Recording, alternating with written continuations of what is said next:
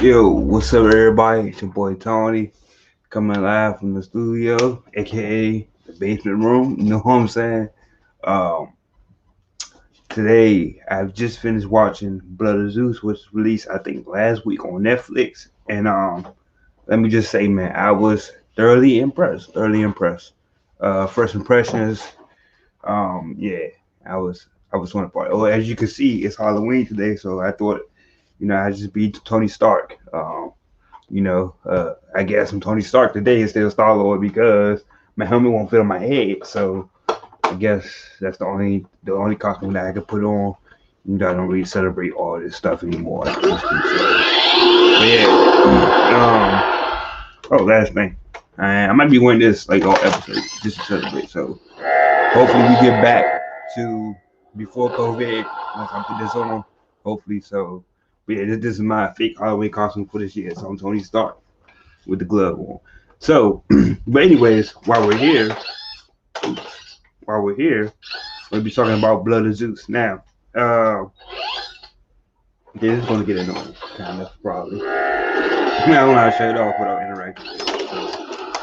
But yeah, though. So, check this out, guys. This was awesome.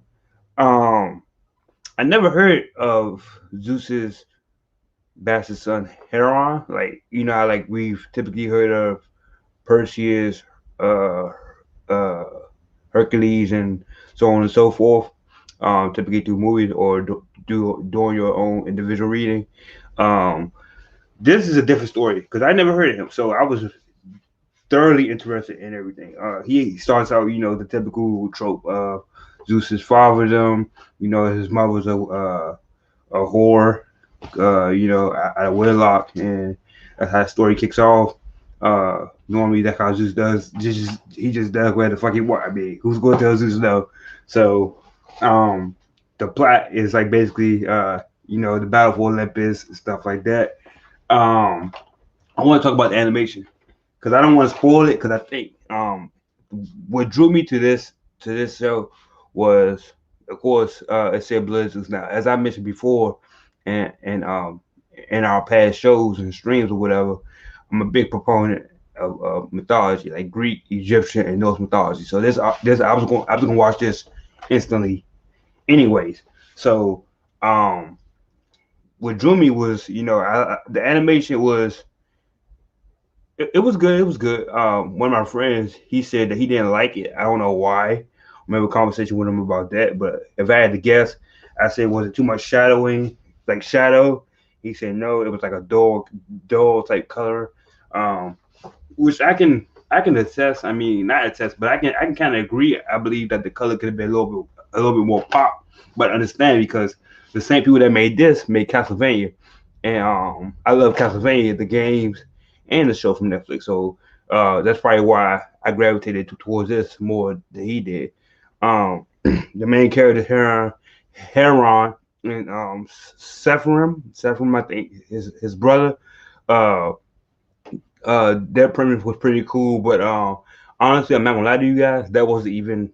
I didn't really care too much about them as characters because it was, I don't know, it was kind of weird. Like, so I was only like really popping, like getting excited when the gods were on screen. Jason Omer, he voices Zeus. I believe he's the one that plays Batman in the DC animated movies. I think I cannot remember, but I think he plays Batman. He plays Batman or Superman, one of those. And yeah, I think that the show really was great when Zeus was on screen. Um, it was just a good. How can I say this? I'm trying to say it because I just got finished watching it, y'all. So y'all gotta excuse me. This is like literally right after I finished watching, so I'm still trying to gather my thoughts and stuff. But Zeus really brought the show together. Um, Poseidon was great. Seeing him on screen interact. Basically, uh, the the premise of this season, because there's definitely going to be a second season.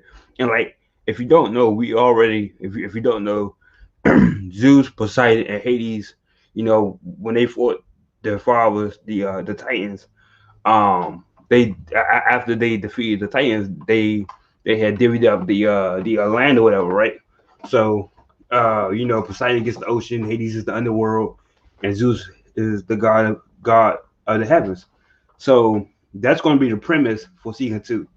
I can already tell that right off bat because we don't even see Hades until the end of the season. I'm like, what? And he's only mentioned one time, and that's like in episode 7, and then we see him at the end of the season, and then that's how I can see. I won't spoil the ending for y'all, but I can see it's going to be a 3-way fight for Olympus.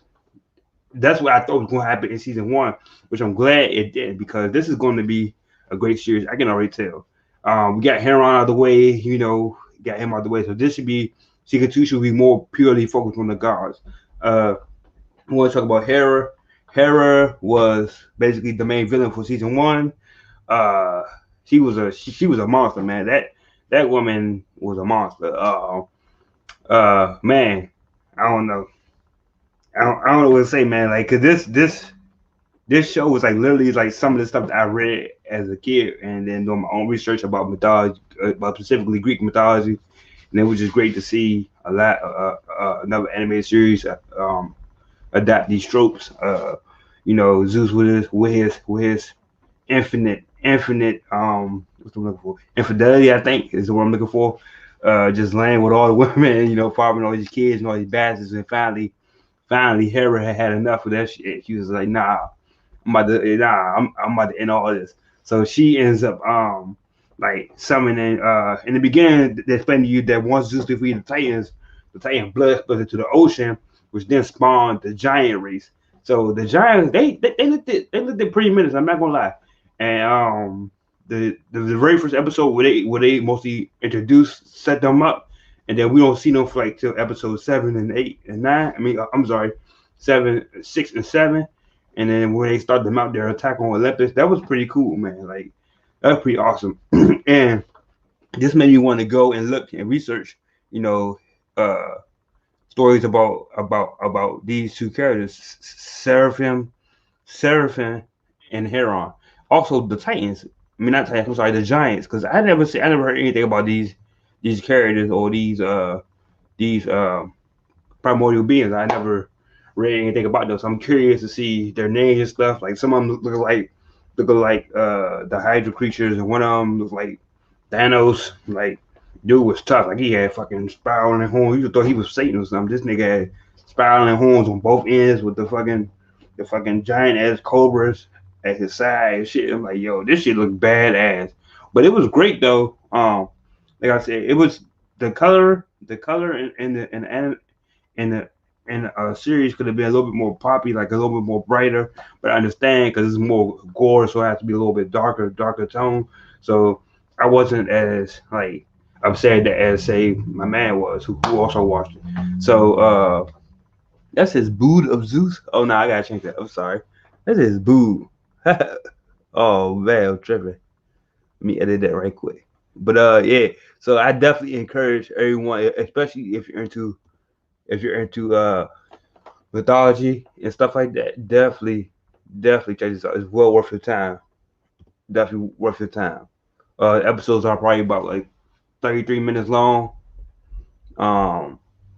Give or take about 33 minutes. It was, and definitely I need to check that out ASAP. The fight scene was epic. Zeus, like I can't stress how cool Zeus was in this. Like he at one point he just went the fuck off. He said fuck, because oh, if you don't know, fate. The fates are Zeus can't. He's not supposed to defy the fate, even though Zeus is like the one god who can do whatever he wants. Even he's bound by fate. So and one instant he just said fuck it. He just let loose like thunderbolts everywhere, like just boom, boom, because his son was in trouble and he couldn't help him for fear. Because the one rule of Olympus is that gods cannot interfere as a human. That's like the number one rule across all mythology, across all myths, and in any iteration. And then Zeus, but he can't help himself because he sees his children and then the mothers the mortals that he loved, So he just like in this depiction, he just says fuck it. He just said boom, boom, boom, like He don't give a fuck. Like he just throwing boats. Like I'm talking about, like the ocean is like literally crumbling under his feet. So he does all this from Olympus. So it's like a cool scene. It's a very cool scene. Very cool scene. Um, and I just, I was just solely impressed by how they made it look. And towards the end, Zeus, well, we get. Oh, I'm sorry. Zeus, Zeus's fight with the Titans and how all the gods came together. Was pretty cool. So the gods had to choose sides. It was either Hera's side or Zeus' side. So it was kind of wild. Damn, fly throw me off. So I noticed some of the gods, even though they weren't name dropped, but because I had prior knowledge, I could tell who was who. Athena, Apollo, Ares, stuff like that. They only named a few of the gods. Bacchus, people, gods like that. You know what I'm saying? The gods of wine and drinking, food, stuff like that. So that was pretty cool to see them in the fight. Hephaestus played a major role. That was cool. But you know who was a real unsung hero? Apollo. Apollo is a dog. No, I'm sorry, not Apollo. Hermes. My bad, Hermes. Hermes is an animal, man. That dude got my respect. Now I play this game called Smite, and he's not on there, but I guess his most, um characters like him, I guess, in Smite would be Apollo, I guess, because that's like his closest relative, I guess. So, and we make fun of that. Me and my group, we make fun of Apollo a lot. But he was a dog in this joint too, though. Not gonna lie. Him. It was one scene where him and Henry was fighting Ares 2v1, and Ares was crushing them. But like you could tell, like them two was in sync, man. Like just to see their skills in the animated series was pretty cool. Ares, of course, being the God of War, easily handled them, but them choosing there because they're all bastards. So it's like wow. It's like it's almost like the battle of the bastards and shit with this show. So um, yeah, I just thought it was cool. If I had to give it a rating, it would be a solid 7.5 out of 10. Definitely. I'm gonna watch it again, most definitely. And it was tough. I really like. I can't describe it because like I said, I just got finished watching it, so I'm doing this review while it's fresh in my head. Like the scenes that stuck out to me were all the scenes with all the gods, of course. Whenever the god on screen was when the show really flourished for me. But when they weren't, I could feel myself dipping in and out, going to my phone, and all this. So, but definitely, make sure y'all check that out, man, ASAP. A little thing on Seeker 2. So it hasn't been greenlit. So I just found out, well, I just read, it hasn't been greenlit for Seeker 2 yet. But I'm pretty positive because the response to the show has been actually good. So I'm pretty positive it's going to get a Seeker 2, which means that the main villain, of course, like I said in the beginning, excuse me, is going to be Hades. So I'm excited for that. I'm excited to see how they handle that without spoiling, because I can't spoil the ending for y'all. I don't want to. So you'll see why. If you check it out, you'll see why Hades is going to be the main villain, or if you just into Greek mythology stuff like me, and you was wondering from the beginning, like why nobody mentioned Hades? Why has Hades not been seen on screen yet? And then it'll start coming forth to you. So we have our villain for season 2, or our villain for season 2, and we don't know what's going to happen with Zeus yet, based upon the ending to season 1. Hopefully we just get the battle of the gods, the 3-way fight.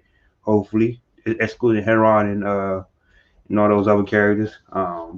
They had an Amazon on the jump. I didn't know that Amazon existed back then. But what's crazy? She wasn't even tall. So that was like, I thought Amazonian women supposed to be extremely tall and like muscular. So that was that's pretty different. What other comments do I have about this? I like that how they depicted the gods as bigger than actual mortals, like how they're supposed to be. They're supposed to be like all glowing and encompassing light and stuff like that. They're supposed to be larger than us, not like at our height level. They supposed to be like giants. So I'm glad that they made that distinction. And yeah, just it was a cool show overall. So you know what I'm saying. So you heard it here first, man. Mama's Bluntz, man. Thing gaming. Yeah, that's it. You know, Blood Zeus 7.5. It gets what? It gets this treatment. And with that, big job, Fair D. I enjoy your Halloween. You know, stay safe, all that good stuff, man. Yeah. Check out my Goku Tsushima review. I've been playing Goku Tsushima Legends recently. I'm in a raid. I stream on Mad Time Gaming on YouTube, sometimes on Twitch at Tony Ozzy, which you can see here. 1 second. I stream there sometimes because sometimes YouTube be fucking up. I don't know what's going on, so I switch over to Twitch. Switch fuck up, I switch over to YouTube. So yeah, make sure y'all check those out. And if you play Ghost of Tsushima, drop a comment. Let me know how you like the multiplayer mode. I'm loving it. Me and my crew is loving it. And that's what you get when you own a PS4. You get solid AAA games like that, man. And that's it for me. I'm out.